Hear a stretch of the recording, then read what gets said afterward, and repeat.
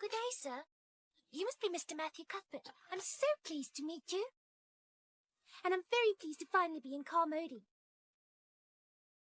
On a warm June day in 1870, Matthew Cuthbert went to Carmody Station to pick up an orphan boy who was coming to live with him and his sister Marilla. But instead of a boy, he found a little girl at the station, a girl with red hair and freckles. I never dreamed that the place would be this beautiful. Why didn't you tell me that there's this big lake here, Mr. Cuthbert?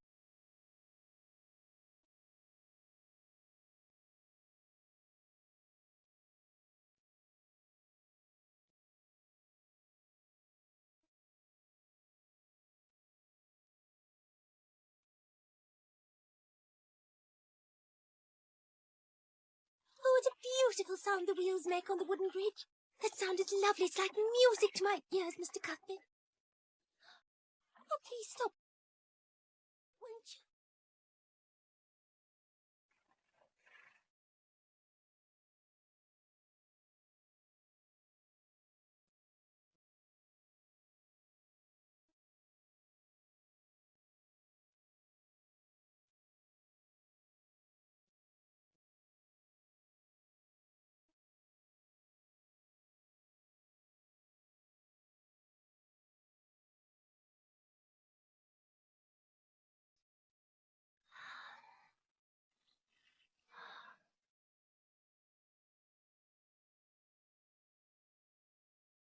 Shall we drive on to the farm now? Mm-hmm. Yo!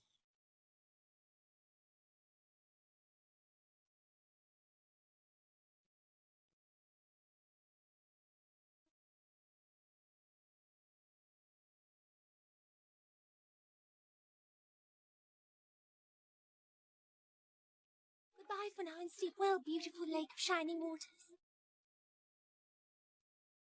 I always say sleep well to the things and the people I'm fond of, Mr. Cuthbert. They like to hear it, because then they have sweet dreams. The lake of shining waters was pleased because I spoke to it. Now it's smiling back at me. You say Barry's Pond is smiling at you? Do you really believe that, my girl? Oh. For me, its name will be Lake of Shining Waters. Yes, the name is quite fun. When I said that, the feeling struck me. Whenever I find the correct name for something, I always get the same feeling. Do you have that kind of feeling, Mr. Cuthbert? Yes, I think so. I get that feeling when I see green caterpillars in my cucumber patch making themselves at home. Oh, I simply can't abide caterpillars, worms, and all kinds of creepy crawlies. Oh, perhaps we're not talking about the same feeling. Or are we? May I ask another question? Why is the lake called Barry's Pond? It sounds so ordinary. Well, I think it's probably because Mrs. Barry lives over there in that house, and she says the lake belongs to her. Our place, Green Gables, is behind that hill. Oh, really? Mr. Cuthbert, the Barrys don't have a little daughter, do they? I actually mean not so little. Like me, I was thinking of a young girl of my own age, you see. Yes, they do have a daughter. She must be 11, I suppose. She's called Diana. Ah, that's precisely the name I would pick for my best friend in the whole world. My girl, you seem to know a great deal, but even you cannot see into the future. Well, we're nearly there now.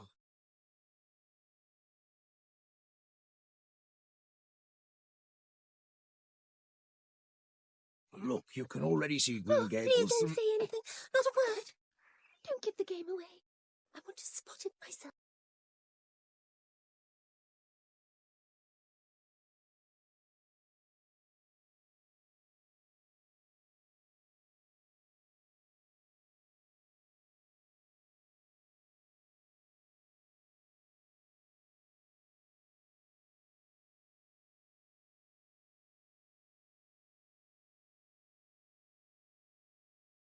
There it is. That must be the one.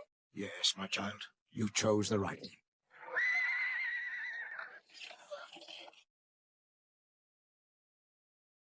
But I'm sure you knew exactly what our house would look like because Mrs. Spencer told you about it. It wasn't like that at all. The way Mrs. Spencer described the place, it sounded like every second house along this road. Really, I didn't have the faintest idea of what it was like. But I knew it was my new home the moment I laid eyes on Green Gables. It's just like a dream. My poor little arm has been bruised, black and blue all over, from the shoulder down to the elbow and back again. I've been pinching myself, you see, Just to make sure I'm not fast asleep, I was afraid I would wake up from my dream. But now I can believe it at last. I'm nearly at my new home. This is Green Gables.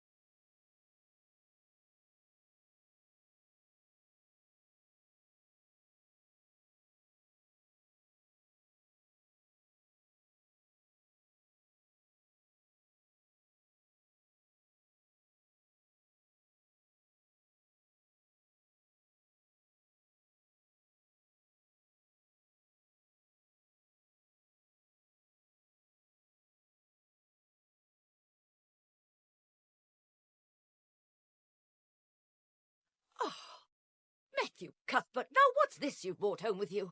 And where's the little boy? There was no little boy to be found at the station.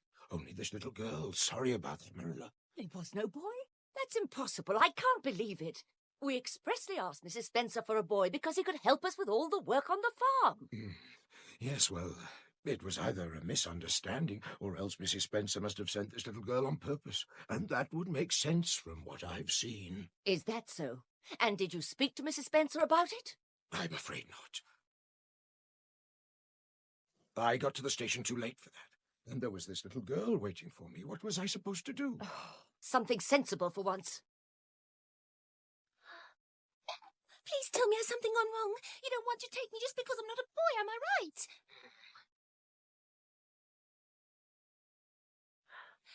I'm so silly. I should have known that things would go wrong. They usually do. It was too good to last. How could I have let myself be taken in like this again? Will I ever learn? Oh, this is so awful. What can I do? I don't know. The only thing that I can think of is to burst into tears. Now I've got nothing to look forward to. I'm just a poor little...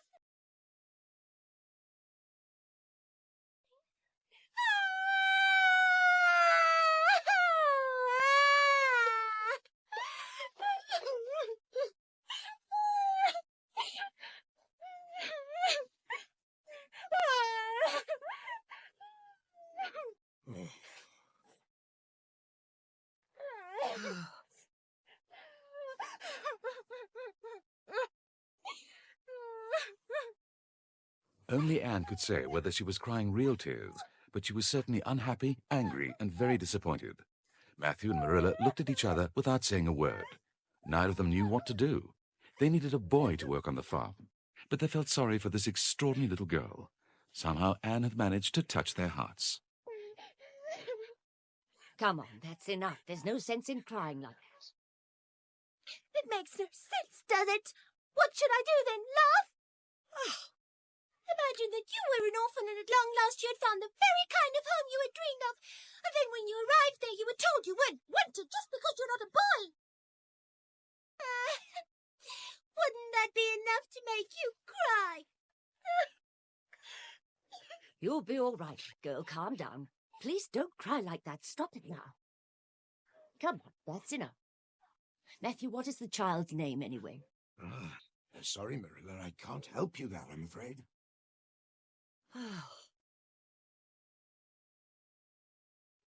My dear, won't you tell me your name, please?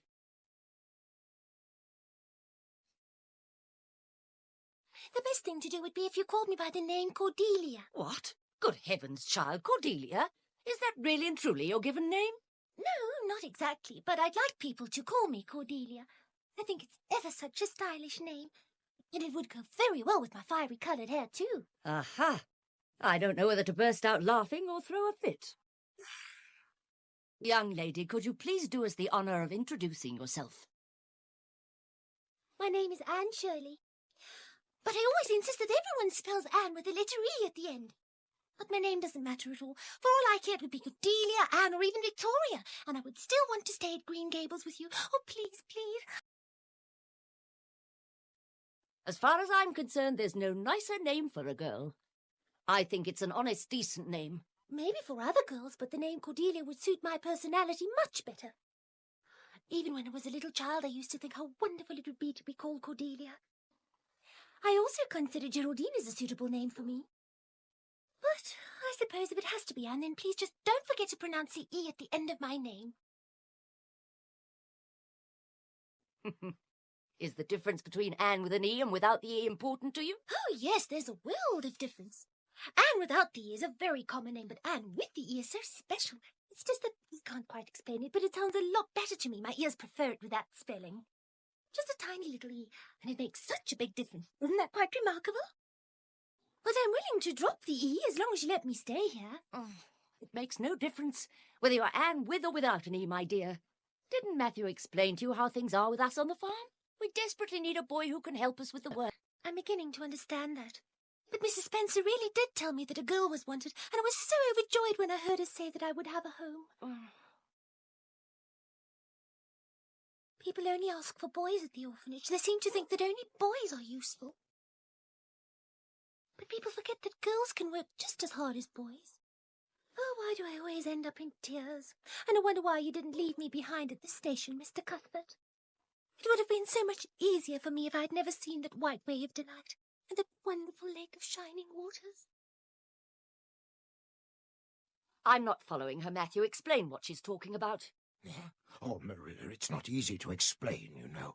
This little girl and I had a conversation as we drove back from the station, and I showed her the neighborhood. We can talk about it later. I haven't even unhitched the horse yet, and I must give him a rub down and feed him some oats. Tell me, when you were on the train, did Mrs. Spencer have another child with her? No, only little Lily, and she's Mrs. Spencer's favourite. She loves her and treats her as if she were her own daughter. It's not surprising Lily is pretty. Please tell me the truth. If I were pretty and I didn't have red hair, would you then at least consider taking me in? Not even then. It has nothing to do with you, my dear. We need a boy who can help Matthew with the farm work. It's that simple. But I do feel sad for you, Cordelia, or Anne with an E, or whatever you'd like to be called. Give me your hat. It's not good manners to wear a hat indoors. Yes. Hats are worn in the street, but definitely not at table.